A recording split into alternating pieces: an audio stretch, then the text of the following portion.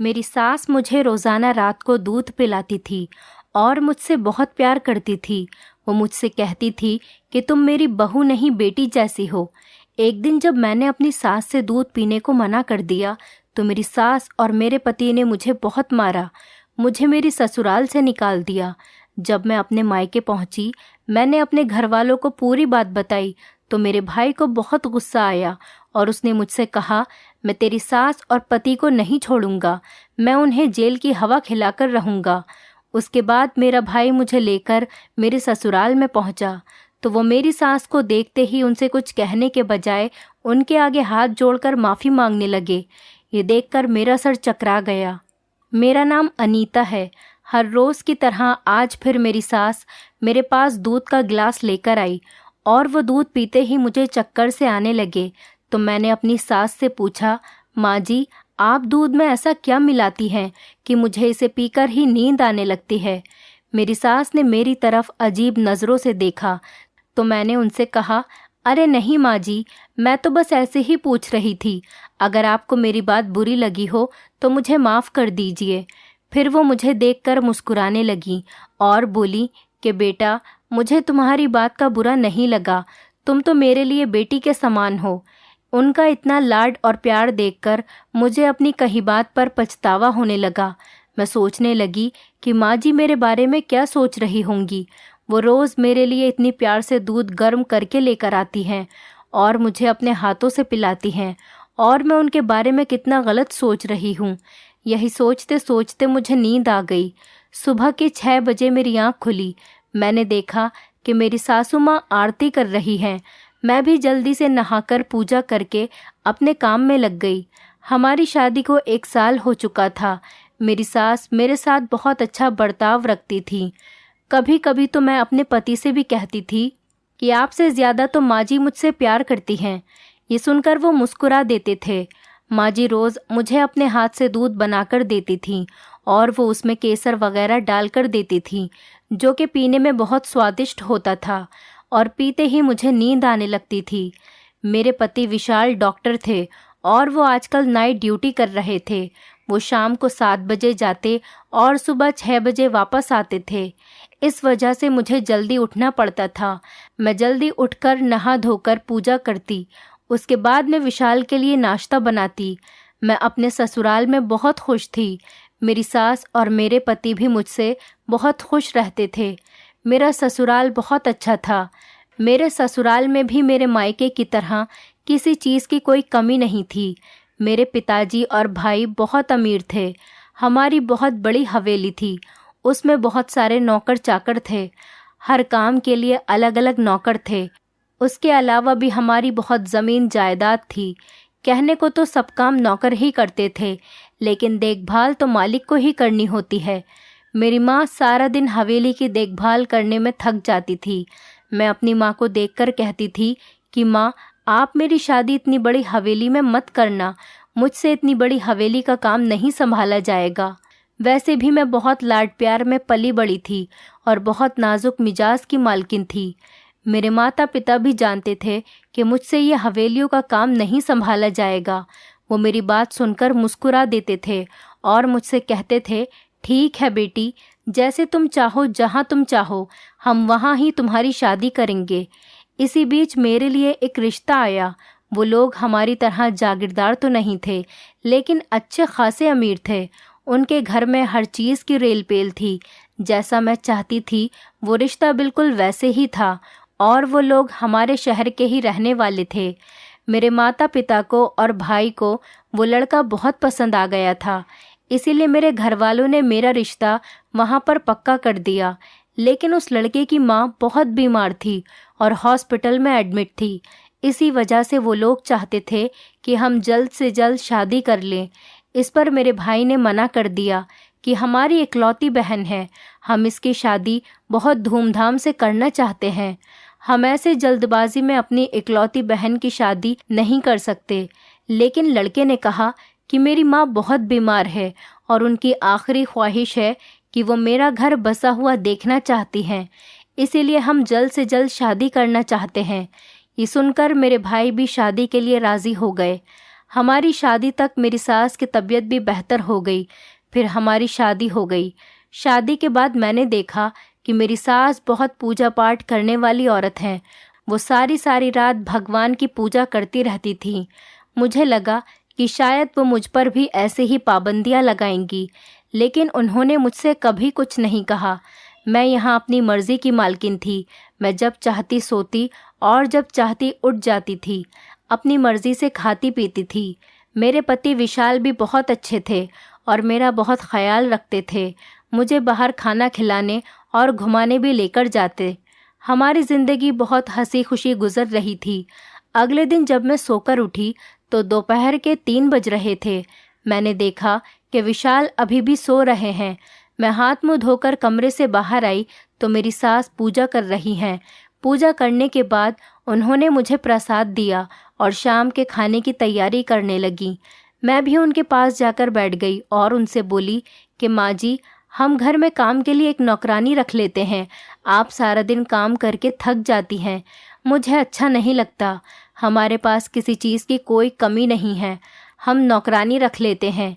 वो घर का सारा काम कर दिया करेगी और खाना भी बना देगी। इससे आपको भी आराम मिलेगा और आप रात को आराम से पूरी रात भगवान का पाठ कर सकती हैं। मेरी बात सुनकर मेरी सास बोली कि बेटा, मुझे तो सारा काम करने की आदत है और ये काम तो कुछ भी नहीं है। मेरे जैसी औरतें तो बड़ी बड़ी हवेलियों का पूरा पूरा काम संभाल लेती हैं। मैं उनकी बात सुनकर चौंक गई और उनसे कहने लगी कि माँ जी, आप भला हवेलियों का काम क्यों करेंगी? आपके पास तो सब कुछ है, किसी चीज़ की कमी नहीं है। उस पर मेरी सास बोली कि बेटा, मैं एक बहुत बड़ी हवेली में नौकरानी का काम कर चुकी हूँ। पूरी हवेली की साफ सफाई का काम मेरे ही सुपुर्द था। मैं सारा दिन काम में लगी रहती थी। सिर्फ रात को ही आराम करने को मिलता था। अपनी सास के मुंह से ये बातें सुनकर मैं हैरान रह गई। मैंने उनसे पूछा, फिर ये इतना बड़ा घर और कारोबार कहाँ से आया? उन्होंने मुझे बताया कि ये घर तो विशाल के पिताजी का है। उन्होंने मुझसे शादी कर मुझे इतने बड़े घर की रानी बना दिया। उनसे शादी करने से पहले मैं एक हवेली में नौकरानी का काम करती थी। उनकी बातें सुनकर मुझे उनसे नफरत होने लगी और मैं सोचने लगी कि मैं एक नौकरानी के साथ उठती बैठती हूँ, खाती पीती हूँ। मैं इतने बड़े घर की बेटी, ये तो मेरी शान के खिलाफ है। आज तक मैंने किसी भी नौकर को अपनी किसी चीज़ को हाथ लगाने नहीं दिया था। शुरू से ही बहुत सिनकी थी मैं। अगर कोई नौकर मेरी किसी चीज़ को हाथ भी लगा लेता था तो मैं उसे फेंक देती थी। आज मैं एक नौकरानी के साथ बैठी हूँ। फिर मैं अपने कमरे में चली गई। विशाल के भी जाने का समय हो गया था। वो अपने क्लिनिक चले गए। उनके जाने के बाद माँ जी मेरे लिए दूध लेकर आईं। वो मुझे अपने हाथ से दूध पिलाने लगीं, लेकिन आज उनके हाथ से दूध पीते हुए मुझे घिन सी महसूस हो रही थी। मैं सोच रही थी कि जिन हाथों से ये मुझे दूध पिला रही हैं, उन्हीं हाथों से घर की साफ सफाई करती थीं। पता नहीं अपने हाथ ठीक से साफ करती भी होंगी या नहीं। फिर मैंने सोचा कि ये काम तो माँ जी बहुत पहले करती थीं। अब तो ये एक बड़े घर की मालकिन हैं और बहुत पूजा पाठ भी करती हैं। मैंने अपने आप को बहुत समझाने की कोशिश की, लेकिन फिर भी उनके हाथ से दूध पीने को मेरा दिल नहीं माना। मैंने माँ जी से कहा कि आप दूध का गिलास यहीं पर रख दें, मैं बाद में पी लूँगी। लेकिन वो मुझसे ज़िद करने लगी और बोली कि बेटा, दूध ठंडा हो जाएगा, फिर पीने में मज़ा नहीं आएगा, तुम इसे अभी पी लो। लेकिन मैंने माँ जी से कहा कि माँ जी, आप फिक्र ना करें, मैं खुद बाद में दूध पी लूँगी। ये सुनकर माँ जी मेरे कमरे से चली गईं। उनके जाने के बाद मैंने वो दूध नहीं पिया और मैं सोने के लिए लेट गई। लेकिन आज मुझे नींद नहीं आ रही थी। मैंने बहुत सोने की कोशिश की, उसके बावजूद भी मुझे नींद नहीं आई। तब मेरा शक माँ जी पर गया कि हो सकता है कि माँ जी मुझे दूध में कुछ डालकर पिलाती हों, जिसकी वजह से मुझे नींद आ जाती है। मुझे सुबह में जल्दी भी उठना है, क्योंकि विशाल सुबह 6 बजे ही घर आ जाते थे। उनके लिए नाश्ता बनाना होता था। इसीलिए मैंने सोचा कि चलो दूध गर्म करके पी लेती हूँ। जब मैं दूध गर्म करने के लिए किचन में गई, जाते ही मुझे घर में किसी के होने का एहसास हुआ। मैंने सोचा कहीं घर में चोर तो नहीं आ गए। मुझे चोरों से बहुत डर लगता था। मैं हल्के हल्के कदमों से बाहर की तरफ गई। अचानक ही डर की वजह से मेरे हाथ से किचन के कुछ बर्तन गिर गए। फिर मुझे किसी के कूदने की आवाज़ आई तो मैं डर की वजह से अपने कमरे में चली गई। मैंने कमरे में जाकर कमरे को अच्छे तरीके से लॉक कर लिया और मैं सोने की कोशिश करने लगी। पता नहीं रात के किस पहर में मेरी आंख लग गई। सुबह विशाल ने आकर मुझे जगाया। रात को देर से सोने की वजह से मेरा चेहरा सूज गया था। विशाल ने मुझसे पूछा, क्या हुआ? तब मैंने उनको बताया कि कुछ नहीं, रात नींद नहीं आ पाई, इस वजह से आंखें ओझल हो रही हैं। शाम तक ठीक हो जाएंगी, आप फिक्र न करें, मैं ठीक हूँ। मैंने विशाल को नाश्ता कराया। विशाल और मैं आराम करने के लिए लेट गए। दोपहर में जब मेरी आंख खुली तो माँ जी मेरे पास आकर बैठ गईं और रात के बारे में मुझसे पूछने लगी कि मैंने रात दूध पिया था या नहीं, मुझे नींद आराम से आई थी या नहीं। मैंने उनसे कहा कि हाँ माँ जी, आपके जाने के बाद मैंने वो दूध पी लिया था और मुझे बहुत अच्छी नींद आई। सुबह विशाल के आने पर ही मैं उठी। ये सुनकर माँ जी सुकून से हो गईं और मेरे पास से उठकर चली गईं। अब मेरा शक मेरी सास पर गहरा होता जा रहा था। मुझे लग रहा था कुछ ना कुछ तो गड़बड़ ज़रूर है, लेकिन मैंने अपनी सास के सामने कुछ भी जाहिर नहीं होने दिया। सारा दिन रोज़ की तरह ही रहा। शाम के समय विशाल अपने क्लिनिक चले गए। उनके जाने के बाद माँ जी दूध लेकर मेरे पास आईं और मुझे दूध पिलाने लगी और मुझसे कहने लगी कि तू मेरी बहू नहीं, बेटी की तरह है।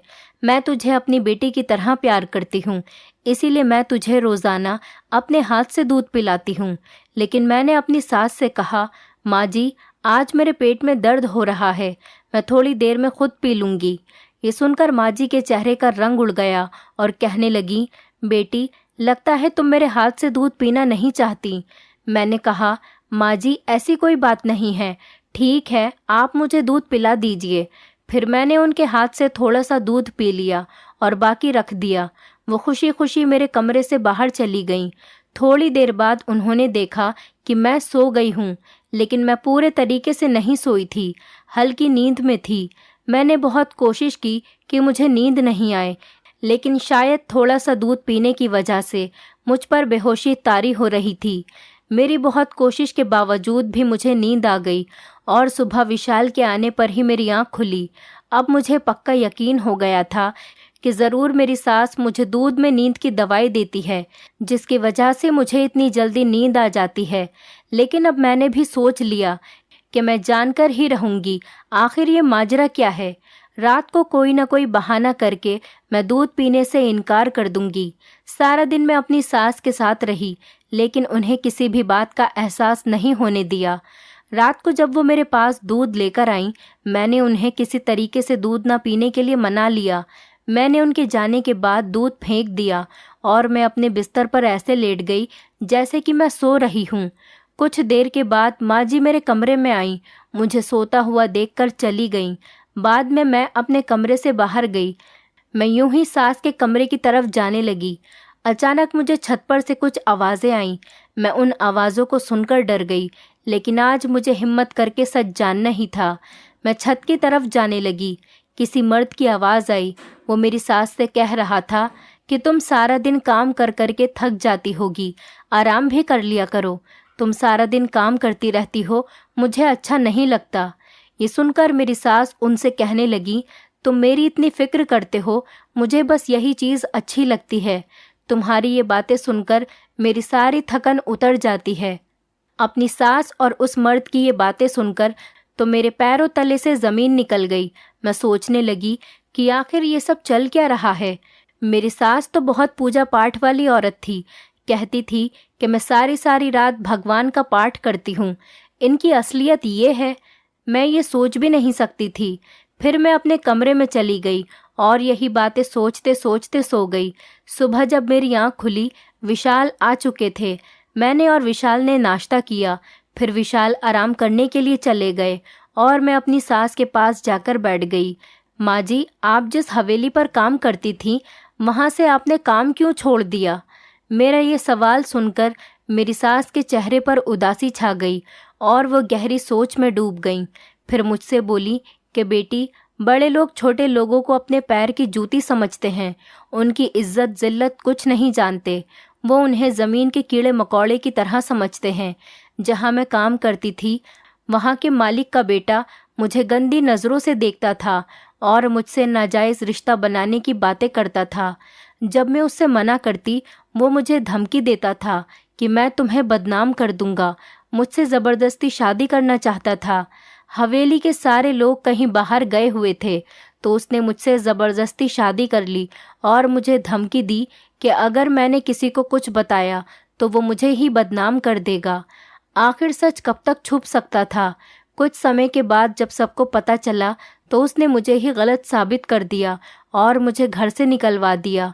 मैंने सबको सच्चाई बताने की बहुत कोशिश की, लेकिन मालिकों के सामने नौकर की भला कौन सुनता है।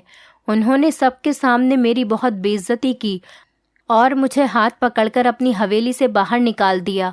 मैं उनके सामने बहुत रोई, अपनी सच्चाई बताई, लेकिन किसी ने मेरी एक बात भी नहीं मानी। अपनी कहानी सुनाते सुनाते माँ जी की आंखों से आंसू बह रहे थे। मैंने उन्हें गले से लगा लिया और उनको दिलासा देने लगी। वो बहुत ज़ोर ज़ोर से रो रही थीं। उनकी आंखों से उनका दर्द झलक रहा था और मुझसे कहने लगी कि बेटी, आज तुमने मेरे दर्द को हल्का कर दिया। मुझे अपनी सास पर बहुत अफसोस हो रहा था, लेकिन मैं ये भी सोच रही थी कि रात जो मेरी आंखों ने देखा वो क्या था। मैं एक अजीब कश्मकश में थी। उन्होंने मुझे बताया कि मुझे हवेली से निकाल दिया गया था तो मेरे पास रहने के लिए कोई ठिकाना नहीं था। उस समय विशाल के पिताजी ने मुझसे शादी की और मुझे सहारा दिया। उनका बहुत बड़ा एहसान है जो उन्होंने उस वक्त मेरा साथ दिया। मेरे साथ कोई नहीं था। फिर वो रोते रोते मुझसे पूछने लगी, तुम ही बताओ बेटी, इन सब में मेरा क्या कसूर था? मैं तो वहाँ ईमानदारी से अपना काम कर रही थी, लेकिन उन लोगों ने मेरे साथ बहुत गलत किया। मेरा तो इन सब में कोई कसूर ही नहीं था। मैंने अपने दिल ही दिल में सोचा कि मुझे आपकी किसी बात पर कोई भरोसा नहीं है। जो औरत अपने बुढ़ापे में रात के अंधेरे में एक गैर मर्द से मिल सकती है, उसने पता नहीं अपनी जवानी में कितने मर्दों को घुमाया होगा। उसके बाद मैं माँ जी को उनके कमरे में लेकर चली गई और मैं खुद भी अपने कमरे में आ गई। मैं सोचती रही कि मैं ये सब विशाल को कैसे बताऊंगी। क्या विशाल मेरी बात का भरोसा करेंगे या नहीं? कुछ दिन गुजरने के बाद मैंने सब कुछ विशाल को बता दिया कि तुम्हारी माँ रात के अंधेरे में छत पर किसी और मर्द से मिलती है। विशाल मेरी बात आराम से सुनते रहे, लेकिन मेरी बात पूरी होने के बाद ही उन्होंने मुझसे कहा, तुम अपना सामान पैक कर लो। मेरी माँ चरित्रहीन औरत है, मैं तुम्हें उसके साथ नहीं रख सकता। तुम अपने बाप भाई जैसे शरीफ लोगों में रहो। मैंने विशाल से कहा कि विशाल मेरी बात तो सुनो, लेकिन विशाल मुझ पर गुस्सा करने लगे और चीखकर मुझसे बोले कि निकल जाओ मेरे घर से। विशाल की आवाज़ सुनकर माँ भी वहाँ पर आ गई और विशाल से कहने लगी कि विशाल, ये तुम क्या कर रहे हो? तब विशाल ने उनसे कहा कि माँ, अनीता का कहना है कि आप रात के अंधेरे में किसी मर्द से छुपकर मिलती हैं। आप एक चरित्रहीन औरत हैं। विशाल की माँ ने कहा कि बेटा, तुम मुझसे पूछोगे नहीं कि ये सच कह रही है या झूठ? विशाल ने नहीं में सिर हिलाया और कहने लगा, माँ, मुझे आप पर पूरा भरोसा है। इतना कहकर विशाल मुझे गाड़ी में बिठाकर मेरी हवेली पर छोड़ आए। जब मैं घर के अंदर गई, मेरी ऐसी हालत देखकर मेरे घरवाले बहुत परेशान हुए और मुझसे पूछने लगे कि बेटी, तुम्हें क्या हुआ? तुम्हारी ये हालत किसने कर दी और तुम रो क्यों रही हो? विशाल कहाँ है? मैं अपने घर में सबकी लाडली थी। मुझे ऐसा रोता बिलखता हुआ किसी ने नहीं देखा था, इसीलिए सब लोग मुझे देखकर बहुत ज़्यादा परेशान हो गए। मैंने अपने घर वालों को और अपने भाई को सारी बात बताई। मेरी बात सुनकर मेरे भाई को बहुत ज़्यादा गुस्सा आया और वो कहने लगे कि मैं तुम्हारी सास को पुलिस के हवाले कर दूंगा। आखिर तुम्हारे साथ वो ऐसा कैसे कर सकती हैं? लेकिन मैंने अपने भाई को रोक लिया और मैं रोते रोते बेहोश हो गई। जब डॉक्टर ने चेक किया तो पता चला कि मैं प्रेग्नेंट हूँ। ये सुनकर मुझे बहुत खुशी हुई। मुझे लगा कि अब विशाल मुझे अपने साथ ले जाएंगे।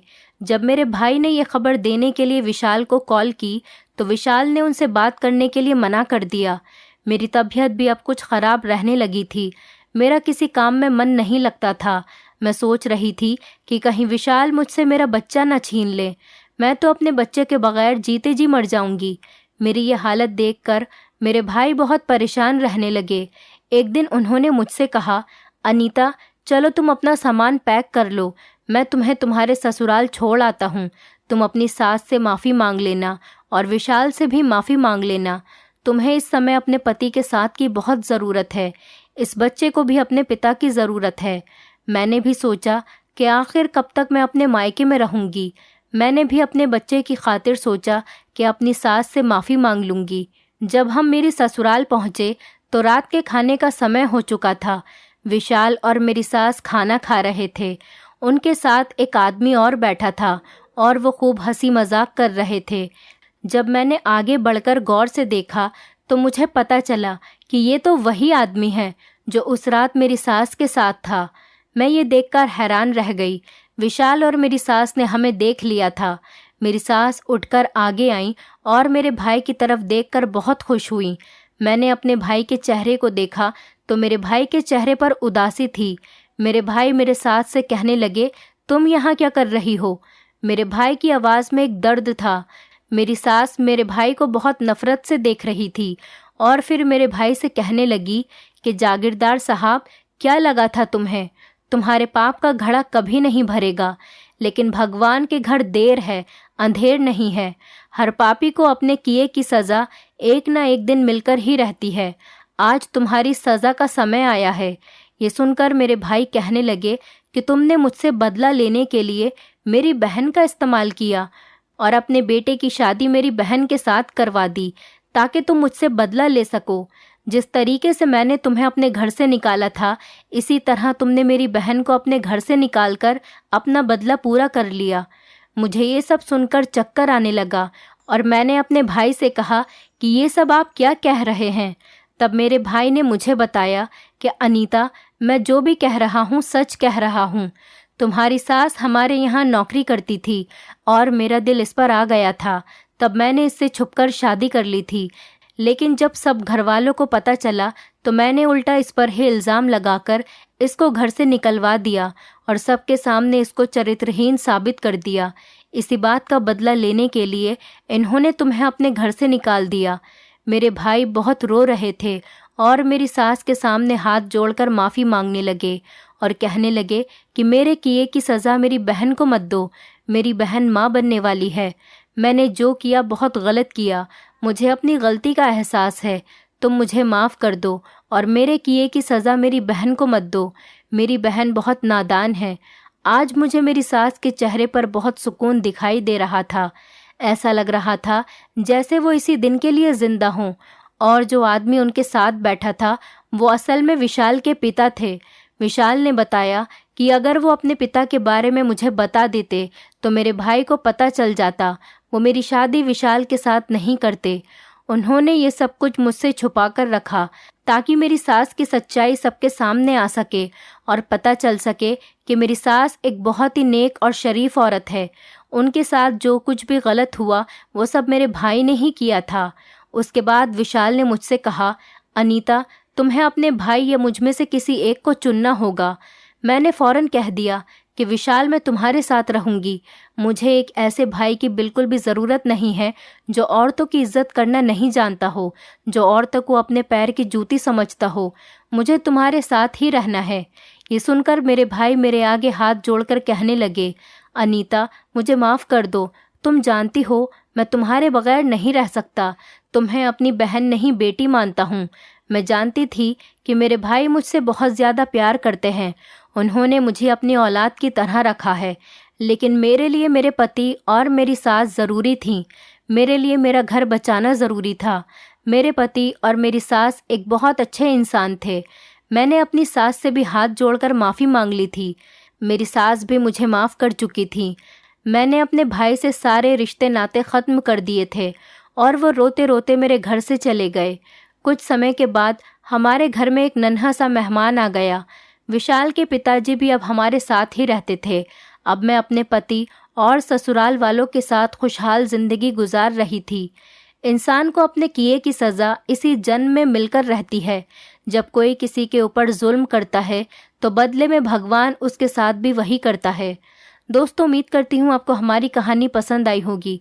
कहानी पसंद आई है तो वीडियो को लाइक करें, चैनल पर नए हैं तो चैनल को सब्सक्राइब करें और हाँ, नोटिफिकेशन बेल को ज़रूर दबाएं ताकि अगली अपडेट सबसे पहले आपको मिले।